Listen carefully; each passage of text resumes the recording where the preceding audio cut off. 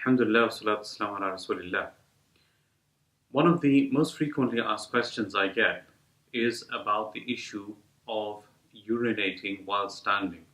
Is it permissible or not? And we've seen on so many occasions when you go to the masjid bathroom and somebody has basically made a mess of the toilet bowl and the seat and everything, especially kids, when they go inside and instead of sitting down and urinating, they will contaminate the whole place by standing up.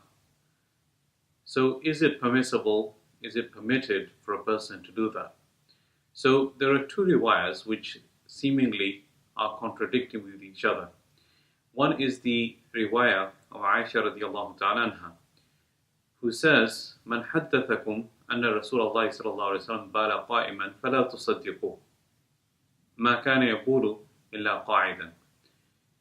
That whenever somebody tells you that the Prophet ﷺ, he stood up and urinated, do not believe him. Because the Prophet ﷺ, he only sat and urinated. So this was basically her experience, that she had never seen or experienced the Prophet ﷺ standing up to urinate. However, there is a riwayah in Bukhari in which the Sahaba narrate, Zayd ibn Thabit radiallahu ta'ala anhu, it's a riwayat of Bukhari and Muslim, a riwayat of Shaykhain, that the Prophet sallallahu alaihi wasallam ata subatata qawm fabala qa'iman, that he came to the subata of the people. What does subata mean? Subata refers to a place where people used to throw their trash and garbage. And when it comes to trash and garbage, you can imagine that there would also be other things that could contaminate the Prophet ﷺ's clothes. So in that particular situation, the Prophet ﷺ, he stood up and urinated. So how do we then corroborate between these two seemingly contradictory hadith? We would say that the normal habit of the Prophet ﷺ was that he sat and urinated. And the normal habit of the Prophet ﷺ is what is classified as the sunnah. Remember that the Prophet ﷺ, what he did on a usual basis and whatever he did usually, that would be classified as the sunnah. On the occasions that he did something one-off, something that was not the norm, that would not be classified as the sunnah, even though it is from the hadith and it is supported and it's a riwayah of Bukhari and Muslim.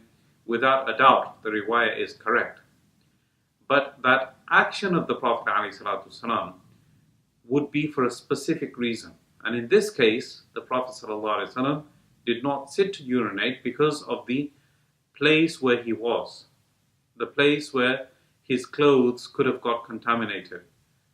There was more chance of him getting impurity on his clothes by sitting than standing. And the second reason, sometimes the Prophet ﷺ, he used to do things bayanan lil jawaz. Bayanan lil jawaz means that just to let people know that if there's ever a need to do a certain thing, he did it once in a while just to allow people that proof that it is permissible to do it. Now, he ﷺ standing up and urinating once in his lifetime, it gives us the proof that if we were ever to be in a situation that we really have to use the bathroom, but the bathroom that we end up in, like in a gas station or something, it's completely filthy, and there is no possibility that a person in his right frame of mind could sit in that situation, this hadith now comes into play, and we can follow the footsteps of the Prophet ﷺ and stand and urinate, but only because of that particular situation.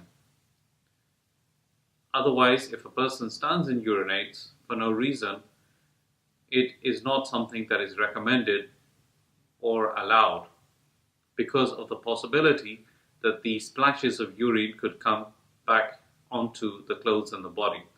And inshallah, in another hadith I will talk about, in another video, I will be talking about why it's important to stay away from contamination of the urine on the clothes, because the Prophet ﷺ condemned it very strongly in another hadith.